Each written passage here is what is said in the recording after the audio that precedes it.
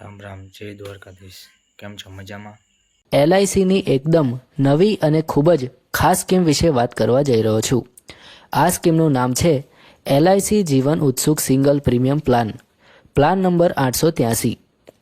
આ એક એવી યોજના છે જે ખરેખર તમારા ભવિષ્યને સુરક્ષિત બનાવી શકે છે. તો ચાલો આ વિડીયોમાં આપણે આ સ્કીમની તમામ વિગતો વિશે ચર્ચા કરીએ અને સમજીએ કે આ યોજના તમારા માટે કેવી રીતે ફાયદાકારક બની શકે છે. તો મિત્રો, સૌપ્રથમ આપણે સમજીએ કે સિંગલ પ્રીમિયમનો અર્થ શું છે. તો મિત્રો, સિંગલ પ્રીમિયમ એટલે કે તમારે ફક્ત એક જ વખત રોકાણ કરવાનું છે. તમારે દર વર્ષે અથવા દર મહિને પ્રીમિયમ ભરવાની જરૂર નથી. બસ તમે એક જ વખત પૈસા ભરો અને ત્યારબાદ તમને આજીવન પેન્શન મળતી રહેશે. આ એકદમ સરળ અને સુવિધાજનક વ્યવસ્થા છે. આ યોજનાની સૌથી મોટી ખાસિયત એ છે કે તમને પેન્શનની સાથે સાથે જીવન વીમા કવર પણ મળે છે. એટલે કે જ્યાં સુધી તમે જીવો ત્યાં સુધી તમને નિયમિત આવક મળતી રહેશે. અને માની લો કે ભગવાન ના કરે પણ પોલિસી ધારકનું અચાનક મૃત્યુ થઈ જાય તો તેના પરિવારને જેટલા રૂપિયાનો વીમો લીધો હશે તેટલી સંપૂર્ણ રકમ મળી જશે. આ યોજના તમારા અને તમારા પરિવાર બંને માટે સુરક્ષા પૂરી પાડે છે. હવે મિત્રો, વાત કરીએ કે આ યોજના કોણ લઈ શકે છે. તો મિત્રો, આ પોલિસી 30 દિવસથી લઈને 65 વર્ષની વયના કોઈ પણ વ્યક્તિ લઈ શકે છે. જી હા, તમે સાચું સાંભળ્યું. નાનકડા બાળક માટે પણ તમે આ યોજના લઈ શકો છો. હવે અહીં એક મહત્વની વાત સમજવી જોઈએ કે જો તમે 30 દિવસના બાળક માટે આ પોલિસી લો છો તો પણ લાભ તો ત્યારે જ શરૂ થશે જ્યારે તે બાળક 18 વર્ષનું થશે. કારણ કે આ યોજનાનો નિયમ એવો છે કે પોલિસી ધારકની ઉંમર 18 વર્ષ પૂર્ણ થાય ત્યાર પછી જ તેને લાભ મળવાનું શરૂ થાય છે. તો ધારો કે તમારે નાનકડા બાળક માટે આ પોલિસી લેવી છે તો તે બાળક જ્યારે 18 વર્ષનું થશે ત્યારે તેને આ યોજનાનો લાભ મળવાનું શરૂ થશે. આ એક ખૂબ જ સારી રીતે બાળકના ભવિષ્ય માટે રોકાણ કરવાની છે. મિત્રો, આ યોજનામાં મિનિમમ એટલે કે ઓછામાં ઓછા તમે 5 લાખ રૂપિયાનો વીમો લઈ શકો છો અને વધારામાં વધારે કોઈ લિમિટ નથી. એટલે કે તમે ચાહો તો 10 લાખ, 15 લાખ, 20 લાખ કે તેથી વધુ પણ રૂપિયાની પોલિસી લઈ શકો છો. આ તમારી જરૂરિયાત અને તમારી ક્ષમતા પર ઉપર આધાર રાખે છે. મિત્રો, હવે આપણે વાત કરીએ આ યોજનાની ખાસ વિશેષતાઓ વિશે. તો પહેલી વાત તો એ છે કે આ એક નોન લિંક્ડ પ્લાન છે. એનો અર્થ એ થયો કે આ યોજના શેર માર્કેટના ઉતાર ચઢાવ સાથે જોડાયેલી નથી. તમારા પૈસા શેર માર્કેટમાં રોકાયેલા નથી, તેથી તમારે કોઈ પ્રકારનું જોખમ લેવાની જરૂર નથી. જ્યારે તમે આ પોલિસી લેશો ત્યારે જ તમને કહી દેવામાં આવશે કે તમે આટલા લાભો મળશે. આ એકદમ ગેરંટેડ રિટર્ન છે, કોઈ અનિશ્ચિતતા નથી. બીજી મહત્વની વાત એ છે કે આ પોલિસી સાથે 100 વર્ષ સુધી રહેશે. એટલે કે આ પોલિસી તમારી સાથે 100 વર્ષ સુધી રહેશે. એટલે કે જ્યારે પોલિસી ધારક 100 વર્ષનો થશે ત્યાં સુધી આ પોલિસી ચાલુ રહેશે. આખું જીવન તમને જીવન વીમાની સાથે સાથે નિયમિત પેન્શન પણ મળતી રહેશે. અને યાદ રાખજો, તમારે ફક્ત એક જ વખત રોકાણ કરવાનું છે. હવે મિત્રો, આપણે સમજીએ કે ગેરંટેડ પીરિયડ શું છે. તો મિત્રો, આ યોજનામાં તમારે 7 વર્ષથી લઈને 16 વર્ષ સુધીનો ગેરંટેડ પીરિયડ પસંદ કરવાનો છે. આ એકદમ સિમ્પલ છે. તમે જે પીરિયડ સિલેક્ટ કરશો તે પીરિયડ પૂરો થયા પછી તમારા ખાતામાં આવક આવવાનું શરૂ થશે. ઉદાહરણ તરીકે માની લો કે તમે 7 વર્ષનો ગેરંટેડ પીરિયડ સિલેક્ટ કર્યો તો તમને 8મા વર્ષે આવક મળવાની શરૂ થશે. તે જ રીતે જો તમે 8 વર્ષનો પીરિયડ સિલેક્ટ કરો છો તો 9મા વર્ષે તમને લાભ શરૂ થશે. અને જો તમે 16 વર્ષનો પીરિયડ સિલેક્ટ કરો છો તો 17મા વર્ષે તમને લાભ મળવાનું શરૂ થશે. મતલબ કે તમે જે વર્ષ સિલેક્ટ કરો તેની આગલા વર્ષે તમને લાભ મળવાનો શરૂ થાય છે. હવે અહીં એક ખાસ નોંધ લેવાની છે કે જે બાળકોની ઉંમર 1 વર્ષ કે 30 દિવસ હોય તેવા બાળકો માટે તમારે 16 વર્ષનો ગેરંટેડ પીરિયડ જ સિલેક્ટ કરવો પડશે. કારણ કે નિયમ એવો છે કે 18 વર્ષ પૂર્ણ થયા પછી જ લાભ મળવો જોઈએ. તો જો બાળકની ઉંમર 30 દિવસ હોય અને તમે 16 વર્ષનો પીરિયડ સિલેક્ટ કરો તો 17મા વર્ષે બાળક લગભગ 18 વર્ષનું થઈ જશે અને ત્યારે તેને લાભ મળવાનું શરૂ થશે. હવે એક મહત્વની વાત સમજવી જોઈએ કે તમે જેટલા વધારે વર્ષોનો ગેરંટેડ પીરિયડ સિલેક્ટ કરશો એટલું ઓછું પ્રીમિયમ તમારે ભરવું પડશે, અને તમે જેટલા ઓછા વર્ષોનો પીરિયડ સિલેક્ટ કરશો એટલું વધારે પ્રીમિયમ તમારે ભરવું પડશે. આનું કારણ એ છે કે જો તમે વહેલા લાભ લેવા માગો છો તો તમારે વધુ રોકાણ કરવું પડશે. પરંતુ અહીં બીજી એક ખાસિયત એ છે કે જેમ જેમ તમે વધારે વર્ષોનો પીરિયડ સિલેક્ટ કરશો તમારું ડેથ બેનિફિટ પણ વધતું જાય છે. એટલે કે 15 વર્ષ 16 વર્ષના પીરિયડમાં મૃત્યુ વીમા કવર વધારે મળે છે. તો આપણે આગળ આ બધી વાતોને કોષ્ટક દ્વારા સમજીશું જેથી તમને વધુ સ્પષ્ટતા થશે. હવે મિત્રો સૌથી મહત્ત્વની વાત કરીએ તો તમને દર વર્ષે કેટલો લાભ મળશે તેની વાત કરીએ તો નિયમ એકદમ સરળ છે. તમે જેટલી રકમનો વીમો લીધો છે તેના 10% તમારા ખાતામાં દર વર્ષે જમા થશે, એ પણ આજીવન. ઉદાહરણ તરીકે સમજીએ તો માની લો કે તમે 10 લાખ રૂપિયાનો વીમો લો છો અને તમે 7 વર્ષનો ગેરંટેડ પીરિયડ સિલેક્ટ કર્યો છે. તો 8મા વર્ષથી તમારા ખાતામાં દર વર્ષે 1 લાખ રૂપિયા જમા થવાનું શરૂ થઈ જશે, અને આ 1 લાખ રૂપિયા તમને આજીવન મળતા રહેશે જ્યાં સુધી તમે જીવશો ત્યાં સુધી. હવે મિત્રો એક ખૂબ જ સરસ ફીચર છે જેને ફ્લેક્સી ઇન્કમ બેનિફિટ કહે છે.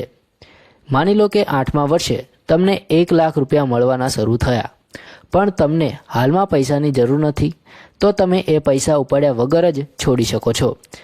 LIC એ પૈસા પર તમને વ્યાજ આપશે. ઉદાહરણ દ્વારા સમજીએ કે માની લો કે તમે 5 વર્ષ સુધી એ 1 લાખ રૂપિયા ઉપાડ્યા જ નહીં, તો LIC તમને લગભગ 5 થી 5.5% ચક્રવૃદ્ધિ વ્યાજ આપશે. તો 5 વર્ષમાં એ 1 લાખ રૂપિયા વધીને લગભગ 1,30,000 રૂપિયા થઈ જશે. અને યાદ રાખજો, આ ફક્ત 1 વર્ષની વાત નથી. 5 વર્ષમાં તમારા ખાતામાં 5 લાખ રૂપિયા જમા થયા હશે તો વ્યાજ સાથે તમને કુલ લગભગ 6.5 લાખ રૂપિયા મળશે. આ એક ખૂબ જ સરસ સુવિધા છે જો તમને હાલમાં પૈસાની જરૂરિયાત નથી તેના માટે. મિત્રો હવે વાત કરીએ ડેથ બેનિફિટ વિશે. તો ભગવાન ના કરે પણ જો પોલિસી ચાલુ હોય તે દરમિયાન પોલિસી ધારકનું અવસાન થઈ જાય તો તેના પરિવારને શું મળશે? તો તેના વારસદારોને નીચેનામાંથી જે પણ રકમ વધારે હશે તે મળશે. પહેલું છે કે બેઝિક સમ એશ્યોર્ડ, એટલે કે તમે જેટલી રકમનો વીમો લીધો હશે તે સંપૂર્ણ રકમ. ધારો કે તમે 5 લાખનો વીમો લીધો તો 5 લાખ રૂપિયા મળશે. બીજું છે કે સિંગલ પ્રીમિયમના 1.25 ગણા, એટલે કે તમે જેટલું પ્રીમિયમ ભર્યું હશે તેના 1.25 ગણા. એટલે ધારો કે તમે 5 લાખ રૂપિયા પ્રીમિયમ ભર્યા હોય તો 6,25,000 રૂપિયા મળશે. અને ત્રીજું છે કે ગેરંટેડ એડિશન, જેમાં LIC દર વર્ષે તમારી પોલિસીમાં ગેરંટેડ એડિશન ઉમેરતી જાય છે. આ પણ તમને મળશે. હવે વાત કરીએ કે ગેરંટેડ એડિશન એટલે શું? તો દર 1,000 રૂપિયા પર LIC 40 રૂપિયા દર વર્ષે ઉમેરતી જાય છે.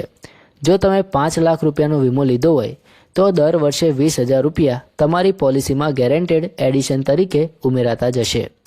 આ બધું જોડીને જ જે સૌથી વધારે રકમ થશે તે તમારા વારસદારોને મળશે. મિત્રો આ યોજના આખા જીવન માટેની છે. તો મેચ્યોરિટી ક્યારે ગણાશે? તો મિત્રો મેચ્યોરિટી ત્યારે ગણાશે જ્યારે પોલિસી ધારક 100 વર્ષનો થઈ જશે.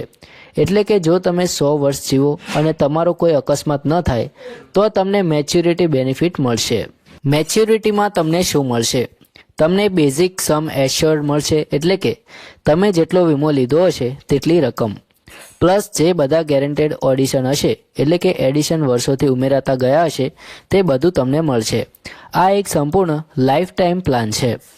હવે આપણે એક વ્યવહારુ ઉદાહરણ દ્વારા આખી યોજના સમજી લઈએ.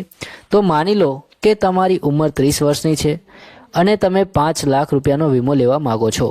તો તમારે કેટલું પ્રીમિયમ ભરવું પડશે અને તમને શું મળશે? તો પહેલો વિકલ્પ છે, જો તમે 7 વર્ષનો ગેરંટેડ પીરિયડ સિલેક્ટ કરો છો તો તમારે 4,94,850 રૂપિયા એક જ વખત ભરવા પડશે. 8મા વર્ષથી તમને દર વર્ષે 50,000 રૂપિયા આજીવન મળતા રહેશે. અને જો તમે વચ્ચે મૃત્યુ થાય તો તમારા પરિવારને 7,58,000 રૂપિયા મળશે. બીજો વિકલ્પ કે જો તમે 16 વર્ષનો ગેરંટેડ પીરિયડ સિલેક્ટ કરો તો તમારે માત્ર 2,71,825 રૂપિયા ભરવા પડશે. 17મા વર્ષથી તમને દર વર્ષે 50,000 રૂપિયા આજીવન મળતા રહેશે. અને જો વચ્ચે મૃત્યુ થાય તો તમારા પરિવારને 8,40,000 રૂપિયા મળશે. તમે જોઈ શકો છો કે વધારે વર્ષોનો પીરિયડ સિલેક્ટ કરો તો પ્રીમિયમ ઓછું અને ડેથ બેનિફિટ વધારે.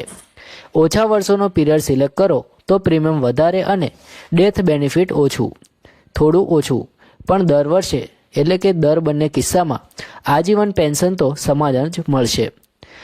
હવે ધારો કે તમે 10 લાખ રૂપિયાનો વીમો લેવા માંગો છો અને તમારી ઉંમર 30 વર્ષની છે, તો જો તમે 7 વર્ષનો પીરિયડ સિલેક્ટ કરો તો તમારે 7,80,700 રૂપિયા એક જ વખત ભરવા પડશે. 8મા વર્ષથી તમને દર વર્ષે 1 લાખ રૂપિયા આજીવન મળતા રહેશે. અને જો વચ્ચે મૃત્યુ થાય તો તમારા પરિવારને 15,17,000 રૂપિયા મળશે. અને જો તમે 16 વર્ષનો પીરિયડ સિલેક્ટ કરો તો તમારે માત્ર 5,34,650 રૂપિયા ભરવા પડશે. 17મા વર્ષથી તમને દર વર્ષે 1 લાખ રૂપિયા આજીવન મળતા રહેશે. અને જો વચ્ચે મૃત્યુ થાય તો તમારા પરિવારને 16,80,000 રૂપિયા મળશે. હવે મિત્રો વાત કરીએ કે આ યોજના કોના માટે યોગ્ય છે. તો પહેલું છે કે જે લોકો પાસે એક સાથે મોટી રકમ ઉપલબ્ધ છે અને તેઓ એક જ વખત રોકાણ કરી નિયમિત આવક મેળવવા માગે છે, તેમના માટે આ યોજના એકદમ યોગ્ય છે. બીજું કે જે લોકો નિવૃત્તિ પછીની આવકની વ્યવસ્થા કરવા માગે છે, તેમના માટે આ સરસ વિકલ્પ છે. ત્રીજું છે કે જે લોકો પોતાના બાળકોના ભવિષ્ય માટે લાંબા ગાળાનું નિયોજન કરવા માગે છે, તેઓ આ યોજનાનો લાભ લઈ શકે છે. અને ચોથું કે જે લોકો શેર માર્કેટમાં જોખમ વગર સુરક્ષિત રોકાણ કરવા માગે છે, તેમના માટે આ નોન લિંક્ડ પ્લાન એકદમ યોગ્ય છે.